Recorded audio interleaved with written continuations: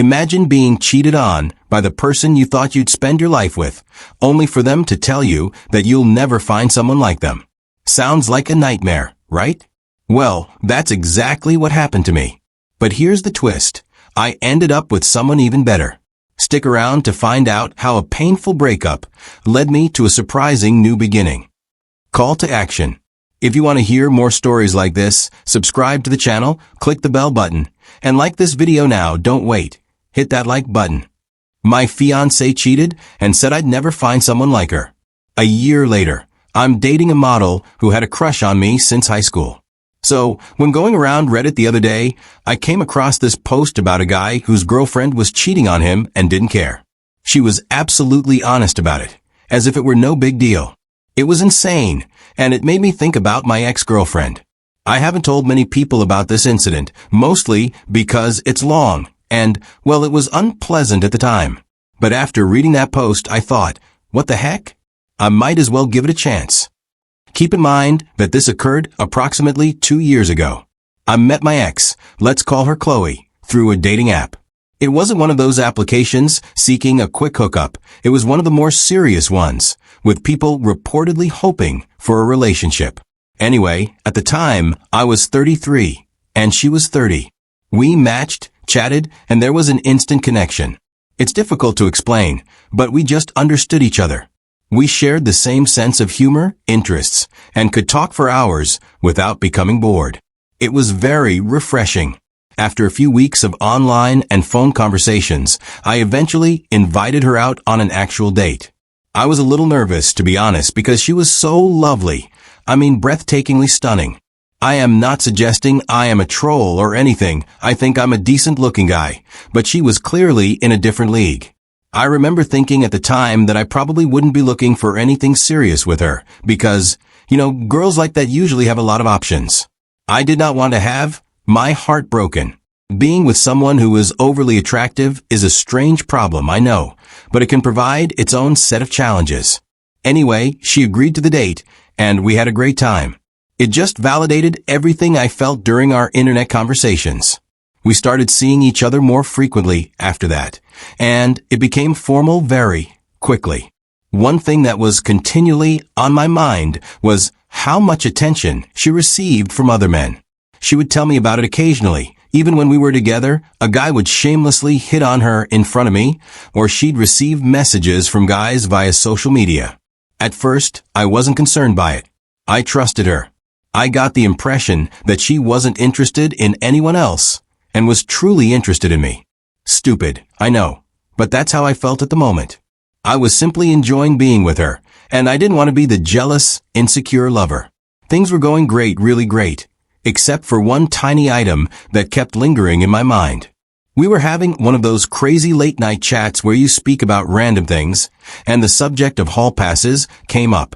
If you're not familiar with the term, it refers to a hypothetical situation in which you and your partner each get to choose one celebrity with whom you would be allowed to sleep, no questions asked. It's meant to be just a bit of fun, but it can occasionally expose some underlying sentiments. Anyway, she brought it up, which struck me as weird. Usually, I'm the one who initiates such silly chats. She said her hall pass was Justin Timberlake, which is fair enough. He's a cool guy. But then she said something that really resonated with me. She added, I don't think there are many celebrities who would say no to me, with a slight smirk, as if she were entirely serious. I knew she was beautiful. I had always known that, but hearing her say it in that way simply rubbed me wrong. She seemed to be accepting that she could have pretty much any guy she wanted, which made me uneasy. It seemed out of character for her too. Despite her outward appearance, she had always been quite approachable. It just felt arrogant. It made me feel uneasy. I said nothing at the moment. I just laughed it off, and we went on to the next issue, but the comment persisted in the back of my mind. I kept thinking about it throughout the next few days. The feeling vanished, and things returned to normal, but I never forgot about it. The shift in her behavior. Things were going really well for a while after the hall pass chat, but then I noticed a shift in her behavior. It was faint at first, but as time passed, it grew increasingly clear. She began arriving home later than usual. Normally, she'd arrive home from work about 6 p.m., but she began arriving at 7 p.m., maybe 7:30, or even later. And what were the arguments she gave? They were basically lame excuses. She'd say things like, "Oh, I just lost track of time," or "I ran into a friend, and we chatted for a bit." It was strange because she used to be so thorough about her day. If she was late due to work, she'd tell me everything. What project she was working on, who she spoke with, and so on. Now it was simply these vague, meaningless reasons. On top of that, she became quite irritable if I inquired why she was late. She would snap at me. She'd become defensive, claiming I was being overly controlling, or that I didn't trust her. I didn't want to fight, so I usually backed away. I am not a confrontational person, especially when someone is already in a foul attitude. However, the late nights persisted, as did the nebulous reasons. My suspicion began to deepen. It was like a small voice in the back of my head saying, "Something's not right here." I tried to ignore it, but it became increasingly difficult. Confrontations and denials. Finally, I asked her if there was anything wrong. I said, "Is everything okay? You seem different lately." She denied it, of course. She responded, "No, everything's fine. I'm just stressed with work, the usual." I wanted to believe her. I actually did. A few days passed, and the same things happened. I couldn't keep it in anymore. I informed her again that her behavior was unusual, and that I was concerned. This time, she appeared to understand what I was saying. In reality, she apologized, claiming that it was all due to stress and exhaustion, and insisting that it was nothing personal. I got what she was saying, but I couldn't get myself to believe it. The fake explanations. After that chat, things appeared to improve, at least on the surface. She was more receptive and conversational. When she got home late, she'd tell me stories about what she'd been doing, but they simply felt hollow. There was something about the way she told them, the lack of information, the avoidance of eye contact, that didn't feel right. I remember one particular night. She arrived home late and told me a story about running into an old coworker and having drinks with him. I knew she was lying. It was like a light bulb went out in my head. I can't describe it, but I received the overpowering impression that she was hiding something really important. And that's when the thought occurred to me. She was having an affair. It wasn't just a minor issue or misunderstanding. This was a full-blown affair. I knew I couldn't simply let it go. I couldn't pretend everything was fine. I needed to discover the truth, one way or another. Her conduct had shifted dramatically from the woman I first met. It was impossible to ignore. This was not the person I had fallen for before. Something was clearly wrong, and I was determined to find out what it was. The plan. Okay, I'm sitting there, convinced that my girlfriend is cheating on me. My initial thought was I need to check her phone. I mean, that's where all the proof should be, right? Text messages, email, social media, everything. But I quickly knew it wouldn't work. First and foremost, she was always on her phone, making it very impossible to take it away long enough to conduct a thorough search. Even if I did, I'm not exactly a tech expert, I wouldn't know where or what to look for, and she'd probably removed anything damning anyhow. Plus, I needed proof. I didn't want to locate a questionable text message and then confront her with it. I wanted to catch her in the act to know, without a doubt. So, I decided to take a different way. Hire a private investigator. Yeah, I understand it seems like something out of a film, but I was desperate. I needed the truth, and I wanted someone who knew what they were doing to guide me to it. I wanted to know who this guy was and where they were meeting. I conducted a Google search for private investigators in my area and discovered one with positive reviews. I contacted them and scheduled a meeting. I remember being quite scared when I walked into their office. It seemed like I was accepting defeat. I sat down with the investigator, a guy who appeared to have seen it all before, and told him everything. I recounted the entire event, from the hallway conversation to the late nights and lame explanations. It took a while, but he just listened calmly and nodded. He made no judgments about me. He did not make me feel foolish. He was just listening. Then he stated he'd seen this type of thing 100 times before. He preferred to do surveillance for 2 weeks because her late nights were variable, but this would be somewhat costly.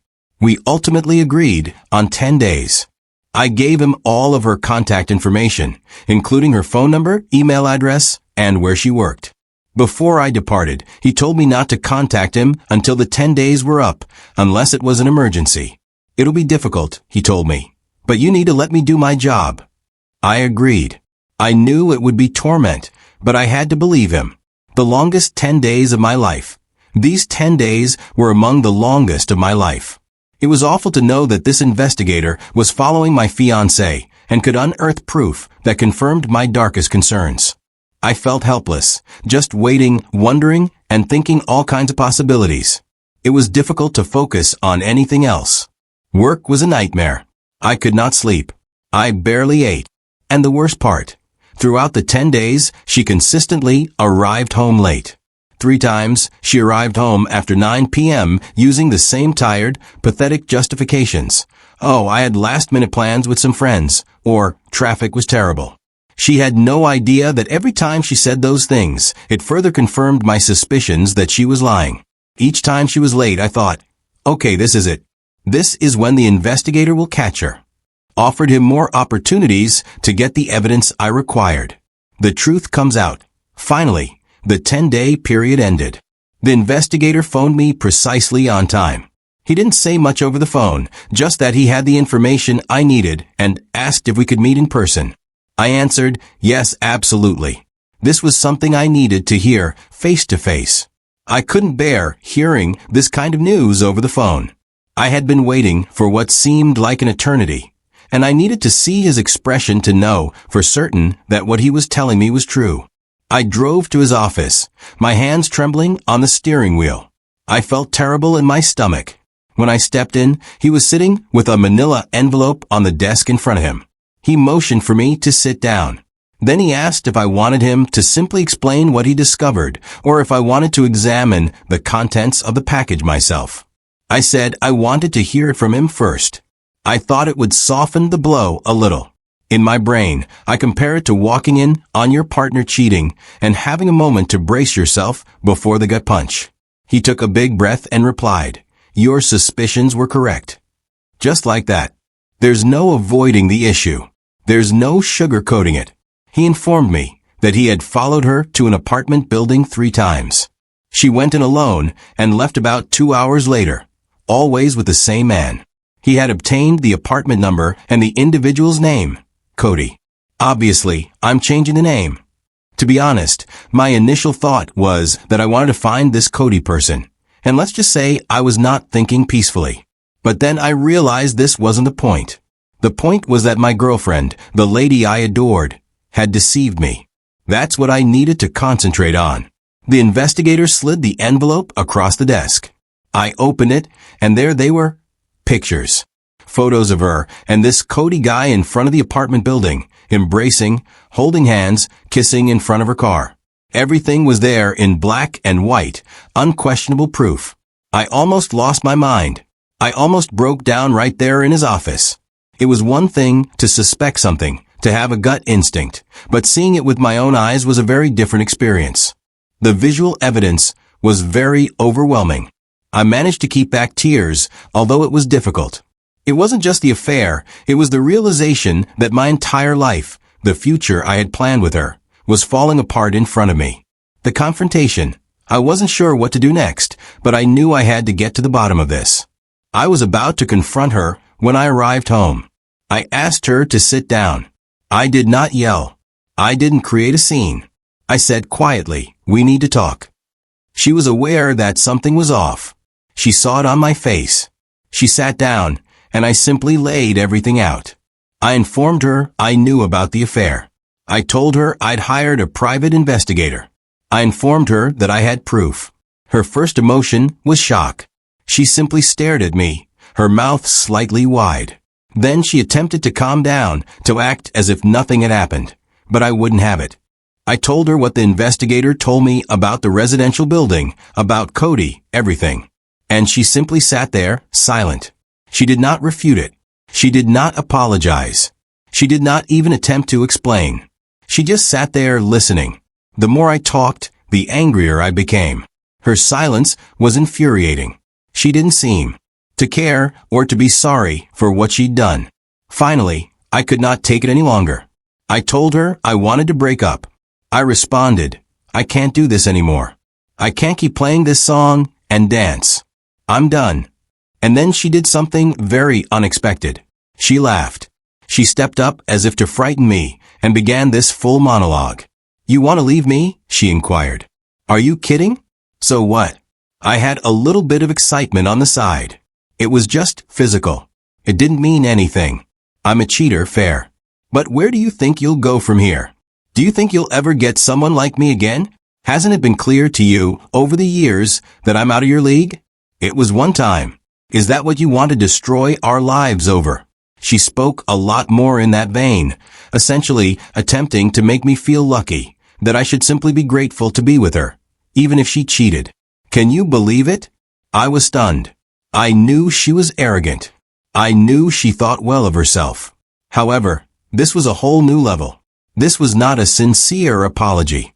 This was hardly the reaction of someone who had been caught and wanted to make amends. This was the response of someone who didn't give a damn, someone having a genuine fit attitude, a true crash-out mentality. It seemed as if her ideal scenario was for me to simply accept that she was too good for me, that she would do whatever she pleased, and that I should be content to be along for the trip. She honestly believed I wouldn't have the courage to leave. That's how proud she was of herself. Her comments struck me like a ton of bricks. I'd felt wounded and outraged before, but this was different. This was pure fury. I'd never felt anything like it. I stood up, looked her directly in the eyes, and told her how much I detested her. I don't remember the precise words, but they were along those lines. And then I walked out. I didn't bring a bag. I did not say farewell. I simply stepped out the door. I couldn't bear to be in the same room as her for another second. I felt completely betrayed. It was over. The aftermath. I ended up staying the night in a cheap motel. I couldn't return to the house. Not yet. I just needed to be alone and contemplate all that had transpired. I lay there in that uncomfortable bed, staring at the ceiling, rehearsing the confrontation in my mind over and over. I couldn't believe the way she reacted. It was simply unbelievable. The next day, I returned to the house to get some of my belongings. I assumed she would be at work, but she was present. She appeared to have been crying, but she was attempting to play tough, as if nothing was wrong. And then, get this, she had the nerve to reply, "I knew you'd be back," with a smug little grin on her face, as if I had just thrown a small tantrum and crawled back to her. I didn't say anything. I just went inside and grabbed some clothes, toiletries, and other necessities. I knew I couldn't acquire everything at once, but all I wanted was to get out of there as soon as possible. I replied, "I'll be back for the rest of my stuff later." She just stood there, staring at me, her face filled with disbelief, as if she couldn't believe I was leaving. She said nothing until I was walking out the door. Then she merely whispered something under her breath, which I didn't catch. And frankly, I didn't mind. I've been trying to understand why she acted the way she did. I'm still having trouble wrapping my head around it. Perhaps she was looking for validation or excitement outside of our relationship. Perhaps she was insecure about becoming older or about our routine. Perhaps she regarded me as a safe, dependable, cuddly husband, but also as someone she considered beneath her. And perhaps because she had always felt that way, she did not consider the infidelity to be a huge problem. She'd already rationalized it in her mind. Of course, all of this is just me guessing, attempting to make sense of something that does not make sense.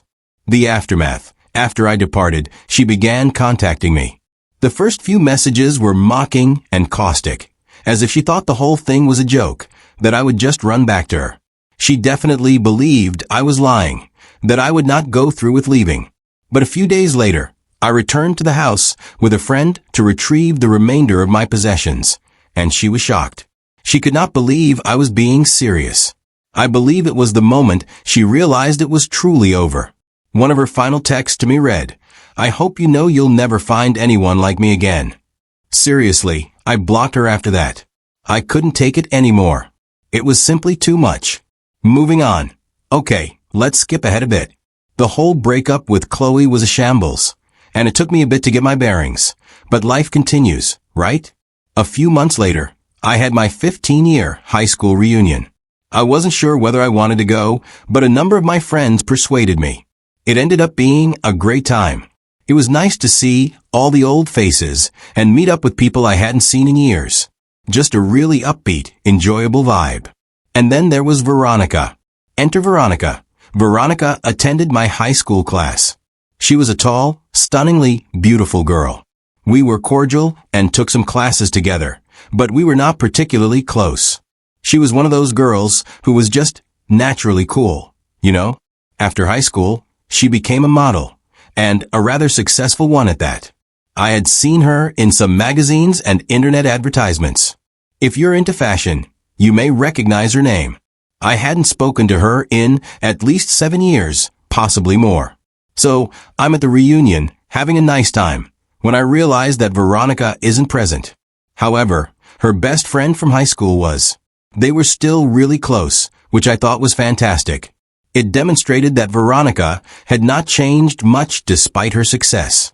I went over to see her friend just to say hello and catch up. We were talking, and she kept a wide smile on her face the entire time. When I named Veronica, her smile grew even wider. She made a face and continued, "I know she's going to kill me for telling you this, but you know she's always had a crush on you." I just chuckled. I mean, come on, Veronica, a successful model, having a crush on me? It appeared utterly ludicrous. Even in high school, we didn't run in the same circles. We were friendly, but not more. There was no way. Also, becoming a model? Now there's no chance. It was flattering, of course, to think that someone like her would find me attractive, but I assumed that was just a high school event she'd long forgotten about. I told her buddy that I didn't think Veronica remembered me, but she insisted. She explained that Veronica had requested her to check me out at the reunion to see if I still looked as nice as I did in high school.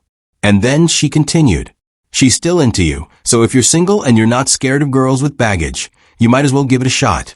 I spent the remainder of the night reflecting on the talk. It was all so unexpected.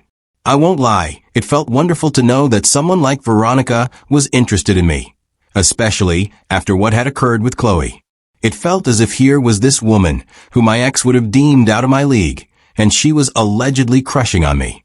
It made me understand how useless Chloe's remarks were and how much she wanted to bring me down. It provided a significant confidence boost. Taking a chance. Following the reconnection, I decided to take a chance. I figured, what could I lose? I decided to contact Veronica online, as the kids say. I found her on Instagram and messaged her. I also informed Veronica's friend that I was going to message her in case she did not check her direct messages from people she didn't follow. I didn't want my message to be lost in the mix. Then I waited and waited and waited. I waited 5 days and heard nothing. I'd completely forgotten about it, to be honest. I believed she was probably busy or that her buddy had exaggerated things. I wasn't too concerned about it, but ultimately she replied, and her message was quite enthusiastic. She wrote, "Oh my gosh, Keith. It's been so long. Now, I've heard that the more letters a woman repeats in her text to you, the more she likes you.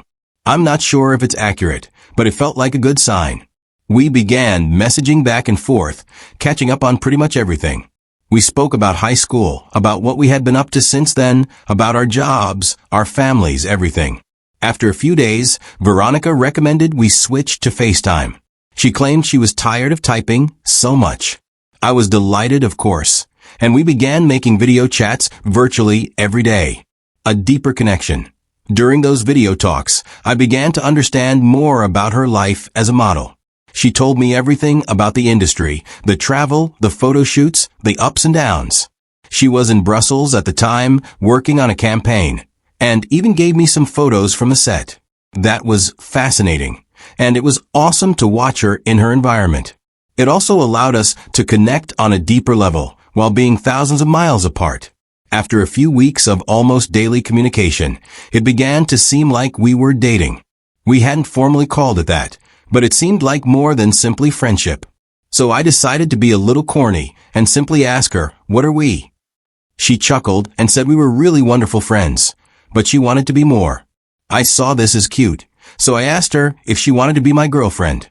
She quickly agreed with no hesitation. It was a wonderful feeling. The long-distance challenge. Obviously, the long-distance aspect was challenging. She was a model, traveling the world, while I was here, doing my regular work. I had a long-distance relationship when I was younger, and I despised it. It was difficult to maintain that connection, to feel like you were truly a part of each other's lives. But this was different. This was Veronica, and she was already so important to me that I was willing to go to any length to make it work. So, I booked a flight to Brussels to see her. She was going to be there for a few weeks working on a project, so I decided it was the perfect time to see her and get a taste of her culture. The trip that changed everything. The trip was just stunning. Brussels was beautiful, of course, but being there with Veronica was incredible. It seemed like a dream come true. It taught me that I shouldn't give up on love because of a single negative experience, that there were still excellent people out there, people worth the effort. She even brought me to one of her photo shoots. I got to watch her work, see her in her element, cheer her on from the sidelines, and take some of my own photos. It was so great to watch her doing what she loved, and it made me feel even more connected to her, as if I were truly a part of her life. The Instagram mishap. So, I was in Brussels, having the time of my life with Veronica. I took a lot of photos during the photo shoot and decided to share a few of them on Instagram. I didn't upload them to my main feed, though. Instead, I shared them on my close friend story, expecting just a limited group of individuals to view them. Here's the thing, I completely forgot about my ex, Chloe, who was still on my close friends list. I rarely use Instagram, so I didn't think to block her there. I had blocked her everywhere else, but not on Instagram. A big mistake. I received a message from her just a few hours after posting the photos. Remember, we hadn't spoken in almost a year by this point. The message stated, "Who's that? Why are you playing groupie?" A laughing emoji appeared next. I quietly responded, "That's my girlfriend." I said nothing else. She did not respond right away. I could see the little typing sign emerge and disappear several times over the following 10 minutes, as if she was writing something, deleting it, and then writing something new. Finally, she only sent a snarky message. Sure. The final goodbye. That's when I decided to try it. I informed her that she didn't have to trust me. Then I said, if you thought you were out of my league, then Veronica is out of this world. I also questioned her. How's your man from back then doing? I knew it would sting. She read the message, but did not respond. Then, I blocked her on Instagram. I realized it was probably petty of me to say those things, but really, I believed she earned it, and I did not want her to have any further access to my life, any more opportunities to get under my skin. Even yet, I'll admit that I was curious about her reaction. I'll admit it. Happy ever after. And that, my friends, concludes the story. It's been an exciting voyage, to say the least, but I can honestly tell you that I am happier than I have ever been. Veronica and I have been dating happily ever since our vacation to Brussels, and I won't lie, I'm thinking about proposing before the end of the year. Don't tell her, however. Veronica is a true blessing in my life. She is kind, she's funny, she's intelligent, she's stunning both inside and out, and she makes me feel like the luckiest man in the world. I am really relieved that things did not work out with Chloe, because if they had, I would not have met Veronica. I understand that some people may criticize me, could respond, "Oh, he's just with her because she's a model." Thus, long distance never works. But I don't care. I refuse to let anyone's criticism spoil my relationship with Veronica. She is great, and I'm quite thrilled. If things don't work out, you may come back here and tell me, "I told you so," but God knows I don't see me pinning another piece here. So that's it. That is my story. It's a story of treachery, heartbreak, and eventually finding love and happiness in the most unexpected places. Thank you for listening, reading, I suppose. Thank you for watching. If you haven't subscribed yet, please do so and hit the notification bell to stay updated with more shocking real-life stories happening around you.